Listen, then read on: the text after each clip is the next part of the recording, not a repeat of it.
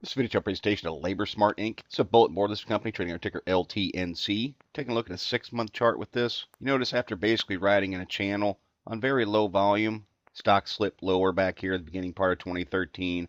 Again, on very minimal volume. It's made a real nice recovery in a truly bullish move on high volume, gap through the 50-day moving average, holding what would be considered a flag pattern right now, and above an old resistance point, which puts this chart firmly on radar for a breakout of the flag pattern. Now, since it's made such a strong move, you're going to see things like the MACD moving sharply upward, breaking through zero. MACD saying that the chart's in a strong bullish trend at this point. ADX is down low. All three components right around 20. That's what would be considered being in a trading pattern. What I look for on the ADX is this black line, the ADX itself, to rotate upward, break through 30.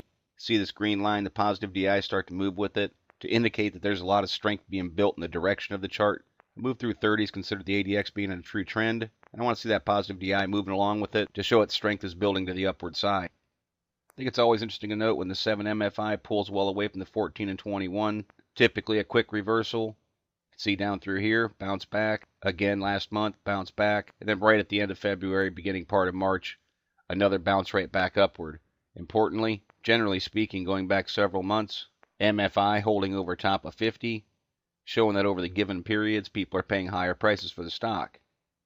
Now, the sell-off that went on, for those that noticed the big red candle not too long ago, definitely hurt the accumulation distribution, pushed it down sharply. Now, over the last week, starting to trend back upward, appears to have found a base, and that's what I'll look for to hold.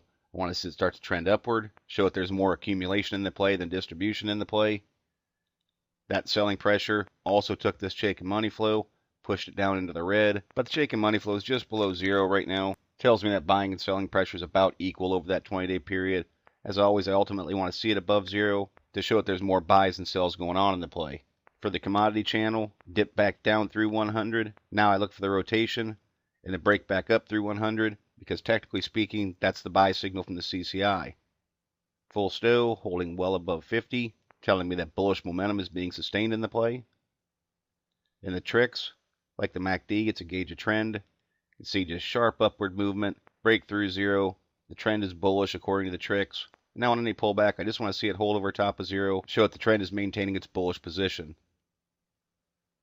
RSIs, above 50 indicates bullish momentum, so that has a very nice look going on. See, this was the red candle I was speaking about. Although it did shift the indicators real quick, stock dipped all the way to 42, pulled back up into the closed over top of 55 cents. Really didn't do too much damage at all to the candle pattern because it pulled back up. And in fact, it's not actually a bad thing because it filled the gap that was left moving through the 50-day moving average. And it's really not a big surprise to see some profit taking coming on when the stock moved from around 22, 23 cents all the way up to a high of 82 cents. Some people are going to secure profits at that point. Just a natural course of action, so it's not that big of a surprise. To draw the flag, it would look something along those lines. There's the flag pole, and people would draw this different ways. That itself being the flag, pull those off real quick. I think what's most important to pay attention to is the support and resistance points coming out of this flag. And the first thing that I note is that the price per share is holding over top of 61 cents. That was clearly a resistance point. Classic TA says once that resistance is broken, it should hold as support, and that's exactly what's going on. I'd always go ahead and identify a little bit lower of a level, right around 50 cents, because if that support falls, that's the next place I'd be looking. 50-day moving average is right around 46 cents. It's dynamic. It's rising upward. It's going to lend dynamic support to that static support area. And throwing some Fibonacci's in there, it does tie right in with about a 50% retracement rate. So on any deeper pullback, I'd suspect that's to be a pretty strong area of support. Now to the north side, first and foremost, I'd be looking for a close above 75 cents. Now I know that the stock is pushed above it with these long upper shadows, but it's not closed above that level. So to me, that would be a key point to see volume increase. Something at least along these lines. Pick back up, get a couple 100,000, maybe a 250,000 shares traded, close above that point, and then I'd be looking for an even larger volume bar to blow through 82 cents in that top end resistance and lend a lot of support to the idea that this flag pattern is going to play itself out and that from a technical standpoint, it'd be signaling that a larger move is going to happen. Now, some people do these videos, we'll give you the target points from a flag breakout. I generally won't do that because people look at it as a prediction, and I'm not in the predicting business. I would encourage you to take a look at a flag pattern and see how a target price is calculated. The long and short of it is, it's the height of the flagpole added to the breakout through the top end resistance of the flag. But go ahead and do a little bit of technical analysis, due diligence, and educate yourself in that manner.